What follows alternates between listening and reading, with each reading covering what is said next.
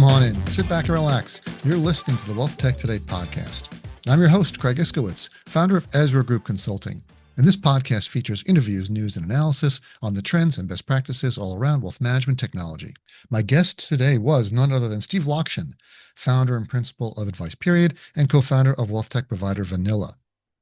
We spoke about, thought some very interesting topics, the future of financial advice. We touched on that a little bit, where we're going to be in 2030, data portability and ownership, AI adoption across the wealth management space, and some of Vanilla's latest AI features, and even snuck in a couple of questions about where Steve is investing, since he's been a very successful investor. I'll always love to hear some of his tips. And then, of course, covered Vanilla's latest AI features. And speaking of AI, what is your firm's AI strategy? Do you have one?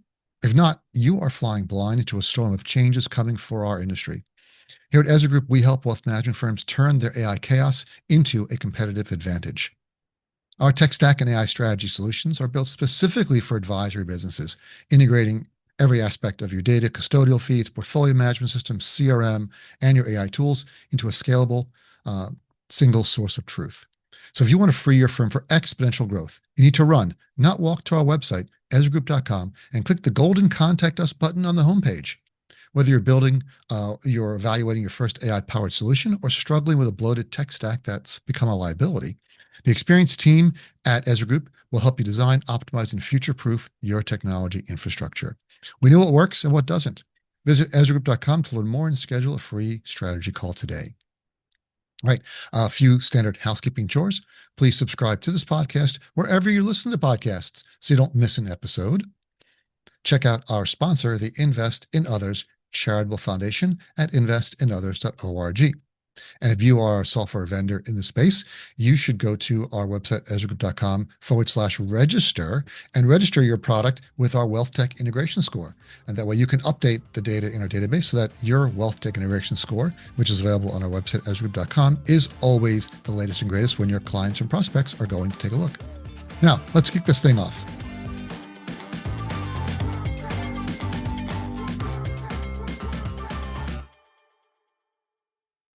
Here we go. I'm excited to introduce my next guest. It is Steve Lockshin, founder and principal of AdvicePeriod, co-founder of wealth tech provider Vanilla, financial advisor, serial entrepreneur, and author. Steve, thanks for joining us. So tell me, where are you calling in from? I'm actually calling in from Vanilla's office where I don't have a job, but I'm in You don't have a Seattle. job. It's not really your office. You're just there temporarily. Right. Exactly. Fantastic. The office is in Manhattan, right? No, Seattle. Oh, we do have Seattle. a New York office, but we're in Seattle. Yeah, That's 'cause the I've been to the Manhattan office. I was confused. Seattle office, great. You're in Seattle. I'm in New Jersey. This is a bi-coastal podcast. So I'm really, really glad to talk to you and glad we could get into your busy schedule. Please share with the audience a 30-second elevator pitch for Vanilla.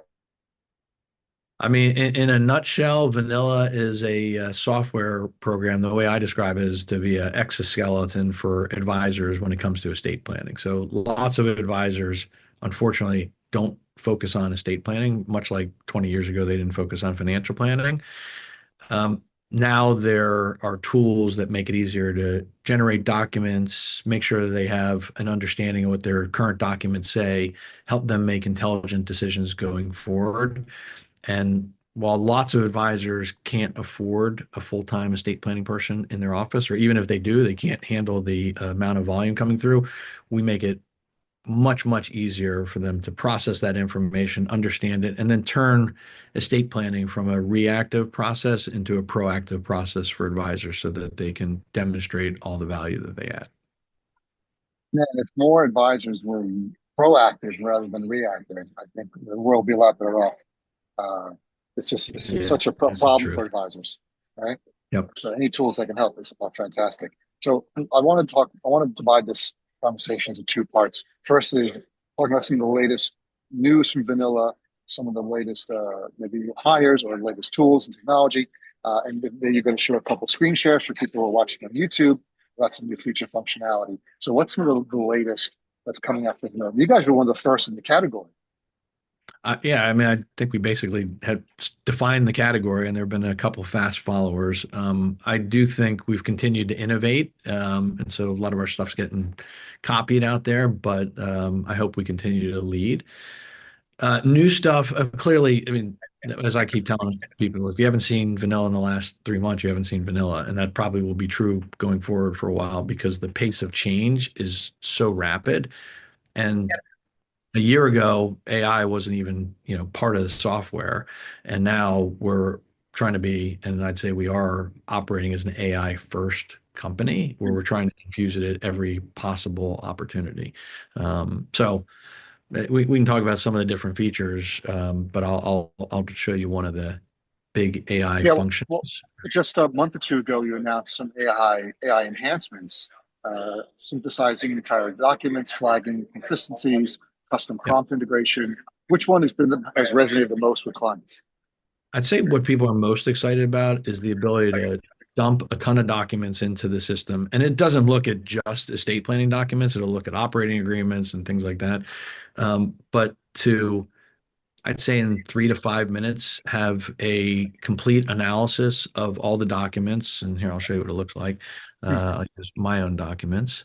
Um, and from there, be able to interface with it. So on the right side, you can see I just dumped in all of my actual documents, Right. included. And just for people on the podcast, Steve's showing the screen. It'll be on YouTube. I'll describe this is the comprehensive estate plan analysis he's showing you. Yep. And here's a list of all my documents, including an irrevocable trust right here. And it's notable because I'll explain for those who are familiar with what a HDAPT is. It's somewhat unusual. And on the left-hand side, you'll see I was with a bunch of lawyers, including the lawyer that drafted it, and they asked a question of the AI to see if it answered properly, which it did. And it's a atypical question. But you can see all the documents are in here. All right, so I Explanation. see trust, I see wills, living wills, power of attorney, a lot of stuff. Yep, everything core plus an irrevocable trust. And then it'll outline all the family members, all the fiduciaries, draw a diagram of the entire plan. And again, this is rendering in a few minutes, no human involvement whatsoever. The full asset distribution, then highlight some tax planning and observation. So you see, like my attorney is mentioned throughout as a fiduciary, and it says, observation, multiple fiduciary roles are concentrated in Dana Kilburn could create succession issues. So and you can ask it all kinds of things. One of the things that's really interesting is you can go in and basically, like any LLM, regenerate the summary and ask it specific things that you want to come out or change, whether you want a table or a diagram or input certain things that you care about. And this will continue to evolve. But on the left side, I pulled up that HDAPT and you can ask it any questions you want. So demonstrating for someone the other day, I says it a grant or trust or their powers of appointment. It not only answered the question, but identified the articles where it exists. You could ask what page it's on. So you asked it, is it a grant or trust? Yes. And then it said, I actually asked it two questions. Is it a grant or trust? And before it answered, I asked, is there a power of appointment and is it limited? And so it explained both in its answer, identified why it is a grant or trust, and the article under which it fell, explained the limited powers of appointment and what they could and couldn't do. And if you go down farther, dispositive provisions, I asked, are there any potential issues to be concerned about? And it highlighted things. And this is a very well-written trust by attorneys that I Right. respect very much. But it highlighted things just to make sure you comply with certain things, Delaware situs, make sure at least one trustee is in Delaware, et cetera. The hard question I mentioned the other day was I'm not a beneficiary of that irrevocable trust that I set up because it's a HDAP. But it knew right away, no, I'm not a beneficiary of the trust, but there is a mechanism that could add me in and explained how and why. And that is pretty advanced type of stuff that you'd find. So the accuracy that's coming out of this tool is extremely high. And if you think about an advisor either meeting a prospect for the first time, or if the documents are up there, they just want to go in and prep for a meeting and ask it some questions, or more importantly, sit with the client and answer questions they have. That tool is available. So it's like having an expert sitting in their office with them.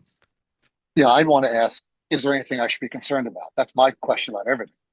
Yeah, and that is one of the questions I asked in there. And you can ask it. You can ask, are there any inconsistencies across all the documents? They'll say, yes, you've got this one has a period after the middle initial, and that one doesn't. And this one references you as Steve, and the other references you as Steven. But from a legal perspective, it's identifying very nuanced stuff. It's been tuned. And the other thing that I think is very unique, that is very analog, not AI, is the way we're tuning our model is we have close to 2 dozen folks on the team that all they do is deal with documents. So there are 13 people that just abstract documents. So a client, none of our peers have this, can say, I want to pay to have your abstraction team, your A team, review all of the documents and make sure that they're set up in vanilla correctly. So the AI will do its first pass, then a human will check it and make sure that it's correct so that an advisor knows that a lawyer or a paralegal has done that work. But every time we find something that's incorrect, we use that to tune the model so it doesn't happen again. So rather than just trying to tune with AI and teach the model that way, we actually have humans identifying issues and then teaching the model to address those issues So quickly. how much better has the model gotten since you started doing it? I mean, the accuracy is in the very high 90s on that part of what we're doing right now. And so now that leads you to the point where you can click a button and have that start to build out your profile. And so that's pretty high, not as high as the other. And so now we're working on tuning that. The ultimate tool will be where the system is actually looking into the software all the time and proactively telling advisors. And we already do some of it, but really narrowly identifying opportunities for them to discuss with their clients and with appropriate counsel. We want to make sure we don't, help advisors get into UPL territory. But we want to identify ways that they can add value so that they can become that proactive part of the relationship. Can vanilla auto-populate documents as well? Yes, Vanilla has a document section. So we actually have two options. You can go through and do a total DIY on your documents, and it's very user friendly. And the documents were written by the same law firm that wrote my documents. That I work with, about half of my ultra high net worth clients are with them. So we didn't do it in house like a lot of our peers. We went outside because we wanted top tier documents. Or you can have an attorney assisted solution. And we partnered with a 100-person law firm that only serves RIAs and is in all 50 states. And if a client wants to have an attorney assist them through the process, they can just engage that firm. And again, none of our peers have that option either. A few of them have the ability to go out and they have a bunch of little lawyers around the country who may or may not offer a consistent experience. And our experience is very consistent. Our documents, they all think like we think. So it's, I think, again, a unique difference with vanilla. Talking about the Kitces map earlier, and Michael and I do that together, actually, even though it's still called the Kitces map. Uh, I've been working on it with Michael for over 6 years. And as you mentioned, it's the specialized planning category, which estate planning is part of that, has exploded over the years from almost nothing to over 70, 75 applications. Estate planning itself has got 2, 4, 6, 8, 10 applications, and vanilla than just one. All the major financial planning tools have some form of estate planning capabilities. And the market's really pretty crowded. So how do you guys plan to keep differentiating as everyone's loading up on LLMs, everyone's loading up on AI tools, and some of this is going to become table stakes? First of all, I just want to say for the record, it should be renamed the Kitsowitz table. So he doesn't get Well, a full thank you. I credit. appreciate Yeah. that. Yes, I'd like that. I'll tell Michael that.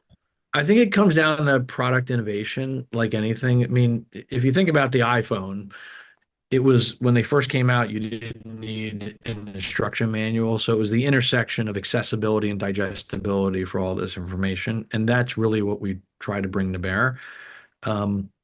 I have the good fortune of still practicing and dealing with some of the most complex clients that you can deal with because they're all ultra affluent and have a very high concentration in private equity sponsors, as an example, and they're about as complicated as you're going to get.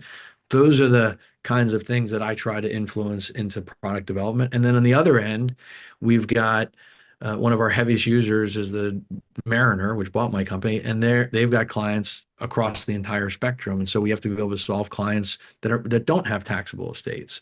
And so by having the biggest, I think we've got north of 400 logos now. Uh, we're getting about as much input as you could get across the entire spectrum to make sure that we're catering the smallest client all the way up to the biggest, most complex client. And unlike a lot of people in the software industry serving fintech, where you start small and kind of work big, we started most complex and then scaled down for the more simple client. Do you see this, I always see the term democratizing this, democratizing that.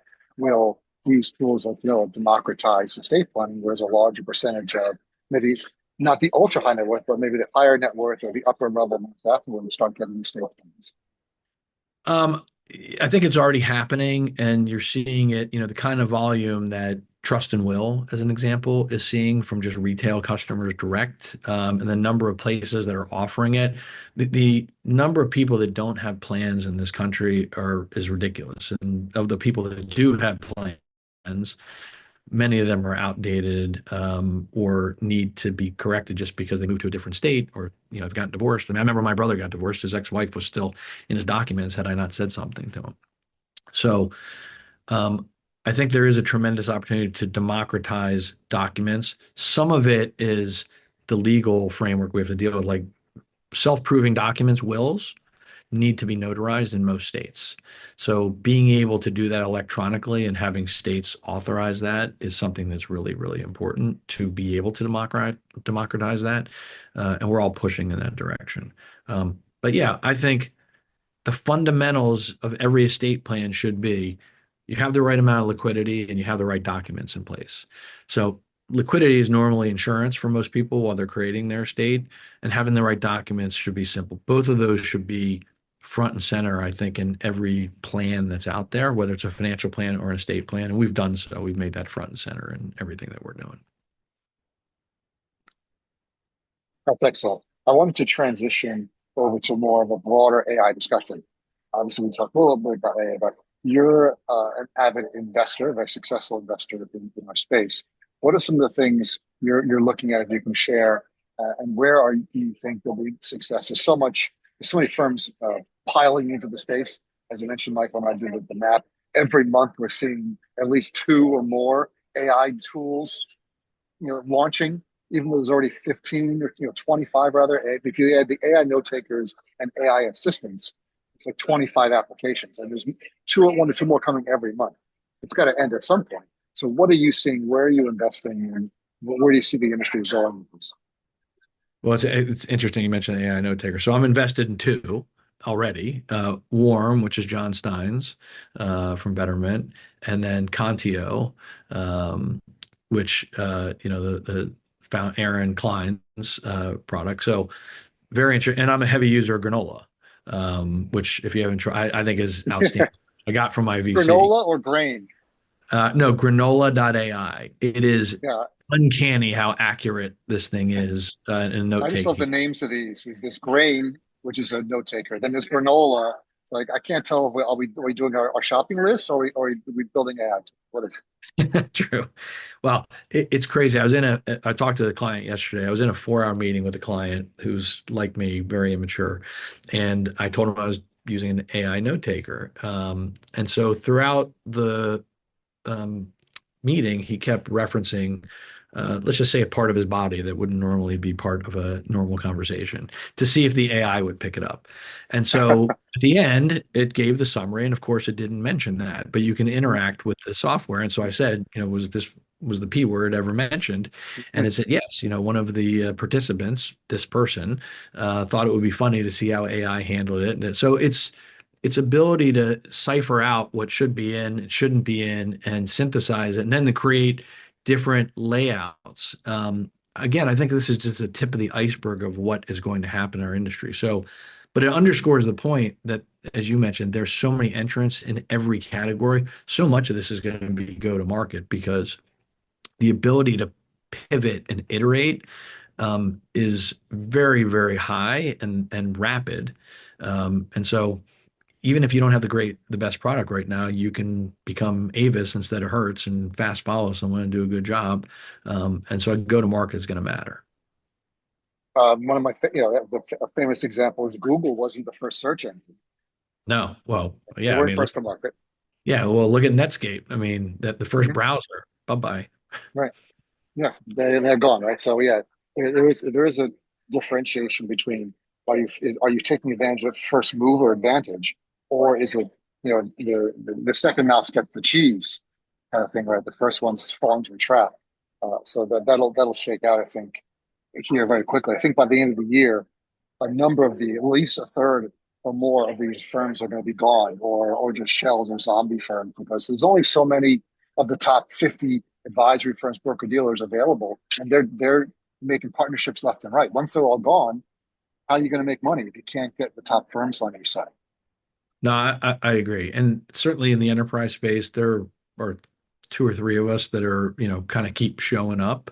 I'm happy to say that Vanilla has the largest market share and 100% retention, and I hope that stays that way for a long time. But yeah, I think there's going to be a few players that own 80% of the market, maybe more, and it's going to be tough for other folks in that space. I think at the lower end, it's fractionalized in a significant way.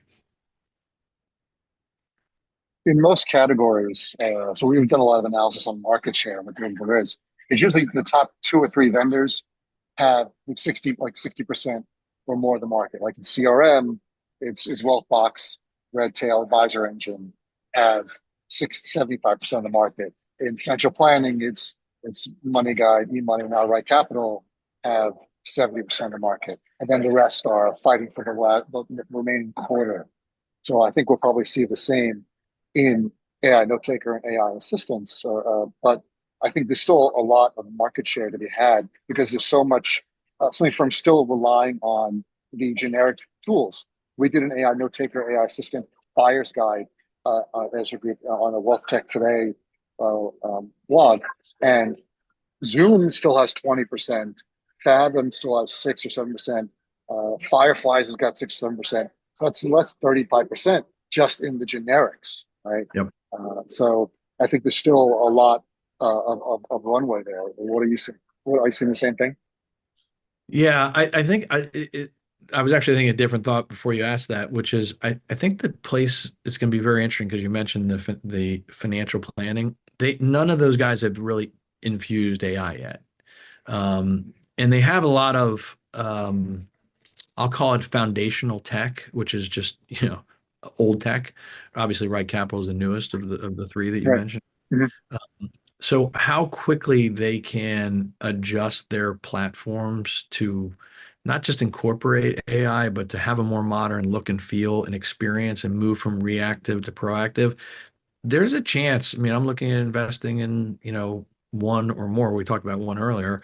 Um, Firm that I think, has a tremendous opportunity in financial planning. It's 100% AI driven. So I think there are definitely corners of this market where incumbents could be at risk. The biggest issue will always be getting data out of the old system into the new system, and that's the friction. But I've been a big proponent for a long time that the data is owned by the client. And when that tips and you can no longer put a wall around your data. So today, if you're at pick one of the three you mentioned, and you go to a firm that uses a different product, you're stuck. All your data is left behind. Client, you got to set everything up. Client's got to redo everything. It shouldn't be like that. Exactly. Clients should be able to toggle off one provider and toggle on the next provider and have a central location for their data, just like they should with their medical records. And I believe that tokenization is where we're headed um, as a world. And clearly, the industry will have to follow. And if you're someone who plays defense as a software provider, you're in real trouble. Okay, so I want to unpack what you just said. So I agree. We've said for years because we work with a lot of RIAs. It's our core business, and they don't move very often between financial planning tools, but occasionally they'll then go from an e-money to a money guide or from money guide to Right Capital, and they ask the same question: how do we move the data? And I tell them you can't. You have to slowly rebuild every single plan. As your clients come in for their annual meetings, you got to do a new plan in a new application. That's the only way to do it. However, what I think is, I wrote this in our buyer's guide and a couple of articles on our website, is that the AI note takers, AI assistants are taking over the advisor desktop and becoming the AI data aggregator. Once they're the gatekeepers now. Once you're all the information from that's coming in from clients, either in meetings, on Zoom or in person, through VoIP, like RingCentral, through email, is being filtered through the AI note takers. They're then launching these integrations. Jump just announced integrations, Advisor Engine announced integrations with financial planning tools, where they can now push the data automatically into the financial planning tools. So the advisor never needs to touch them again. Now the AI note taker has that data.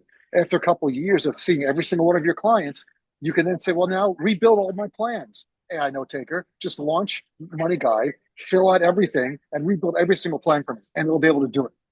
Yep. And that's how it should be. Well, actually, you're already at the place where there are, whether it's like Virgil or Sherpas or, any of the solutions where you can take PDFs of statements and they'll extract everything. Soon they'll take your financial planning report and extract everything. So I'd say that the players are going to fight this as long as they can, but it is going to tip, and I think sooner than they think, and they're going to lose a lot of power, which is going to means they just have to innovate if they want to stay relevant. The good news is nobody likes changing. It's a hassle. It's new contracts, new everything. But somebody comes in with a new piece of software and makes their way into a big institution, and now they're offering a much better way to do something that the incumbent was doing. They're just going to dump the old software and put everything on the new software. Exactly. And that's something that we spend a lot of time working with them. So the more AI can help, and we help clients build up their data lakes and data warehouses with the intent of owning more and more of your data, bringing more of your own data in-house, and then feeding it back to the vendors rather than the other way around. And Yeah, we've always had this silo. it's making my head hurt because I'm immediately thinking like there's a business opportunity I haven't thought about that's just nothing but conversion. Well, that's what we do, right? We spend a lot of our business is converting, and clients come to us and say, I want to get off of my portfolio management system or my CRM. And more than half the time we tell them, no, you should stay. There's nothing wrong with your software. The problem is you. The problem is your processes, right? Your data isn't set up right. Your systems aren't configured properly. You didn't train everyone properly. Uh, and once we make a lot of money on conversions, but if I convert you to another CRM or another financial planning tool or another portfolio management system, you're still going to be unhappy because we didn't fix the core problems. And so we'd rather fix that first and stick with the software you have than move you to something new. Yeah, I agree. I have noticed, and I don't know how you interface with your LLMs, but I don't type anything anymore. I talk to all of my software. And the ability to, as you said, have the AI note takers listen, or there's another company I'm invested in called Noble, which is it's in the service business. So, if you're like Ford's a big client of theirs, if you are on their app and you want service, you're actually talking to their AI. But it sounds like a human does an amazing job. So the It's amount Noble, Noble. KNOWBL. Yeah, And of course. yeah, I'm trying desperately to get them to help us with financial services because I think the ability to collect information from a client in a verbal fashion, which is what we do when we sit across the table from someone, is much better than asking them to fill stuff out. And they're willing to interact. And also, you can have conditional responses, obviously, and teaching the AI to have those is very, very different. So if you have not, I'd say for any listener that doesn't have a paid Claude or paid chat or ChatGPT OpenAI account, you should have one, and you should go to the page where you can verbally, not just record and have it read and upload, where you can have a dialogue with it. So I live in Mexico, I don't know, 40% of the year. My Spanish is mediocre at best, but I go and talk to folks that speak fluent Spanish down there, and it gets the colloquialisms, it gets the slang. It does an amazing job, and it is instant as long as you have an internet connection. Yeah. And so I think the ability to, we're in the first inning of ingesting data, but I think the ability to convert transition, collect information from clients is going to change dramatically.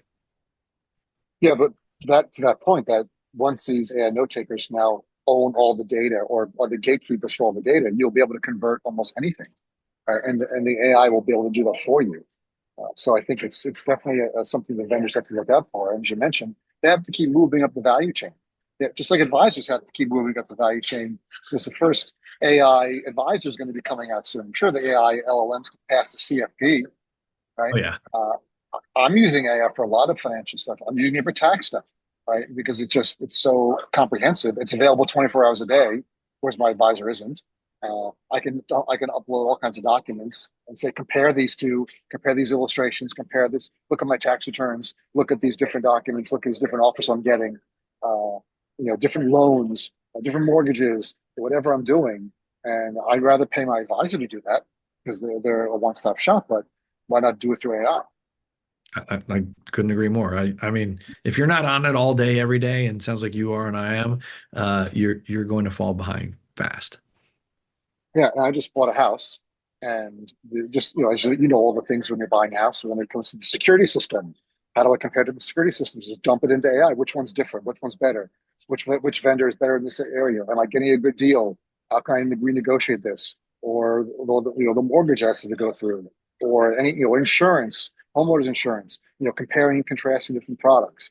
It's just amazing at how we managed to. We were buying blind up until now. Oh yeah. Well, even as something as simple, I don't know if you play with Notebook LM as an example. Um, like comparing security systems for my house sounds extremely boring, but you can dump all the security systems in there, all the marketing material, and then have it read you a 20-minute podcast while you're driving to your next meeting or doing whatever, and it'll tell you the differences, and you can now interact with it and ask it questions, and it will respond in the form of the podcast. So as I said, I think we're early days for all this. There's a small part of me that's scared where it can go, but Mhm. Yeah. it's crazy. I used to use Google Notebook LLM until ChatGPT blew out their context window Yeah. because there used to be a 10 document limit.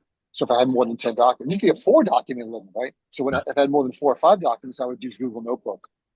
But now I haven't found any limit yet. I've got both Claude and OpenAI, and I just bounce back and forth. So I really haven't touched Notebook LM just because I find these other two between Claude and OpenAI are doing everything I need. Yeah, I can get most done there. I jump around models depending on what I'm trying to accomplish. Some are better at one thing than the other, and that's part of the challenge. Is there's the innovation is so fast. So Grok 5, someone mentioned to me the other day, is supposed to have read every English word that's ever been printed and is otherwise available on the internet, Yeah. and is so much smarter and faster than anything that's out there. And someone will catch up immediately, whether it's DeepSeek or OpenAI or whatever. But the fact that they never get tired, as you mentioned, and they're always on and always learning, is impressive and scary at the same time. But it is going And to put. one tip and one tip for people when you're doing something in an AI. I forget what I was looking at. So I was looking at deductions. So buying a house, and I asked OpenAI, what deductions am I not taking? I run my business from my house. We're a growing consulting firm all over the country. A mix of employees and contractors. So if I run the business out of my house, what deductions am I not taking? And it gave me a whole bunch of things that I never heard of. My advisor didn't tell me. My advisor also does my taxes. They didn't tell me any of these.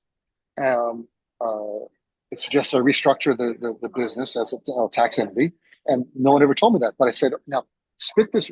I asked OpenAI. I said, convert this into an output I can then put into Claude to double check your work. And Yeah. it has no pride of ownership. It goes, here you go. It just spits it all out. I just copy paste that into Claude, and it double checks everything. And it found a mistake. No doubt. I don't. Not only do I have the LLMs check my work, but I have it write all my prompts now. So I no longer write the prompts. Certainly for not for a complicated prompt, I have it do it. And so there's so many tools and tips and tricks. And I think with respect to the folks listening, the message, I'll repeat what I said before, which is if you're not using AI today, and I'm still amazed at the institutions, and we deal with a bunch of enterprise clients. Some are leaning in super heavy on AI.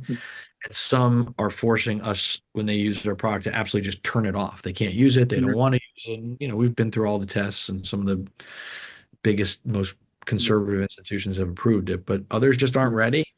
I think it's going to be a problem, and who knows the pace of adoption and innovation, but I think it's faster than anybody thought it would be. I quoted someone. I can't remember where the quote came from, but it was the rate of change will never be as slow as it is today. Yeah, that's probably true. Right? And I think the last time we got together, I commented, I think it was Bill Gates, like who made this quote that said that the people in the know think things will happen much faster than they actually will, but the people who don't know think they're going to take way longer than it actually will. So it's somewhere in the middle, but it's fast. Yeah, I've heard that quote a couple times recently. It was that people always overestimate the rate of change in 2 or 3 years, but underestimate it in 10 years. Yeah, it's crazy. So before we go, I was just at a panel, not panel, but an industry event held by Asset Map in Philadelphia. My good friend Adam Holt. It was he called it a mastermind, where it was 40 or 50 industry people, and we had 4 roundtable discussions where they mixed up the people in different tables, and you had these discussions about where advice will be in 2030. So if you can just opine for 2 or 3 minutes with AI is being the biggest impact, how advice will be different, how advisors' jobs will be different, how advisory firms might be structured differently in 2030 versus now. I think a couple things. 2030 is a very interesting period of time because I would much rather answer 2 years or 10 years. 5 years is I'll Okay, say we will be at do the 2 years. 2 years. I don't think that much is going to change, other than it's going to start to become ubiquitous. I think in 5 years, to your original question, we're going to see the beginning of people put out of business in a significant way. And I think consumers probably within 5 years will have less, because it is the iPhone, it is so accessible. The depths of AI is not accessible to the average consumer, but the fact that you can have it on your iPhone and everybody knows what ChatGPT is, an example, and Claude, et cetera. I think their willingness to use it and try it and trust it is going to increase significantly. And the models are going to innovate in such a way that 5 years from now, advisors are going to start to be put out of business by technology. And I think we probably will see certainly not just our first, call it purely AI advisors, but I think it will be the advent of the betterment, if you will, era of robo advisors for AI advisors starting. Now, whether it happens like it did back then when the robo advisor started, where it was a big brouhaha that didn't turn out to be as big as everyone thought, but everybody started one, or it actually will start to tip. I'll probably bet that it's going to start to tip, as opposed to it being not a big deal and everyone can invent it. So I think I'm happy I'm 60 because and I'm at this stage of my career, but I'm equally excited. So I wake up every day somewhat in a panic that I'm falling behind and super excited about what's going on in AI. Well, as a fellow 60-year-old, Steve, I agree with you. I'm right there. Again, this is all that we do, and we're having trouble keeping up. And this is all I do every day is watch technology, is monitor technology, and advise technology firms and advise advisory firms, wealth management firms on technology. And it's still hard for us to keep up. So I get it totally. And I share some of your feelings of how things are going to be in 5 years. But we've run out of time. Where can listeners find more information about Vanilla? Best place is probably on the website, www.justvanilla.com. And I'm always happy to answer questions, Steve.Lockshin at justvanilla.com or at adviceperiod.com, either one. Brave man to give out his email on a podcast. That's all right. I have a delete button if it's you should have an AI filter, right? This filtering your inbox for, right? Cool, man. Good, Steve. Thanks so much for being here. I really appreciate it. Thanks for having me. Good to see you. Hey, it's Craig again. Here are my top 3 takeaways from this interview. And it was a good one. Always like having Steve on the program. Number 1, Vanilla is using AI to revolutionize estate planning for advisors. with features like automated document analysis and summaries that can quickly identify issues and opportunities. I really like some of what they're doing, especially the visualization, which you can check out if you want to see it. If you're not a vanilla client, check out their website. You can see some of the visualizations they've got available. They're pretty cool. Number two, Steve is very bullish on the rapid pace of AI innovation. He's predicting some major disruptions in the financial advice industry within the next 5 years as AI-powered tools and AI advisors become more prevalent. Now, Steve and I don't necessarily see eye to eye and everything, but I think we agreed on data ownership and portability is a key issue. And clients need the ability to easily move their data between different financial planning and advisory tools rather than being locked into one provider. And we think that AI can be a huge benefit for being able to move data in between applications quickly, whereas now it's practically impossible. And that's it. You've reached the end of another episode of the WealthTech Today podcast. Thanks for listening. But before you go, head over to our website, ezragroup.com, scroll to the bottom of the homepage, and sign up for our newsletter. Once a month, you will receive an email chock full of wealth management goodness, news, information, and updates. You will not be disappointed. Thanks again for listening, and talk to you all again next time.